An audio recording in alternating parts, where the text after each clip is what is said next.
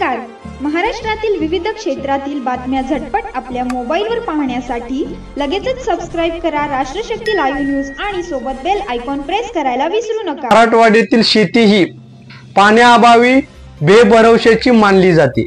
त्यामुळे बहुतांश शेतकरी हे हंगामी शेती करतात. बऱ्याचदा बाजारभाव आणि पाऊस यामुळे हाती काहीच लागत नाही. परंतु बीडच्या एका शेतकऱ्याला यशाचा फॉर्म्युला सापडला आहे.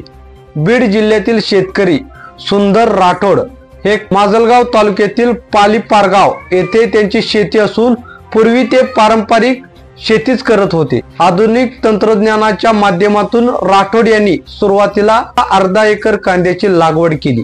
यातून त्यांना चांगलं उत्पन्न मिळालं. त्यातून त्यांनी 1.5 एकर शेतात कांदा लागवड केली आणि यातून त्यांना सरासरी 4 लाखापर्यंत उत्पन्न मिळालं.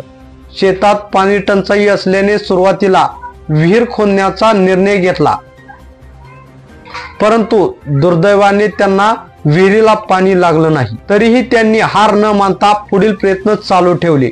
बोरवेल खोदल्यानंतर शेवटी पाणी लागलं आणि त्यातून ते पाण्याचं योग्य नियोजन करून शेती करतात. गेल्या काही वर्षात ते कांद्याची शेती करत असून आधुनिक तंत्रज्ञान, योग्य नियोजन आणि बाजारपेठेचा अभ्यास करून त्यांना यशाचा फॉर्म्युला सापडला आहे. त्यांचा शेतीसाठीचा हाच फॉर्म्युला अनेक शेतकऱ्यांसाठी प्रेरणादायी ठरतोय.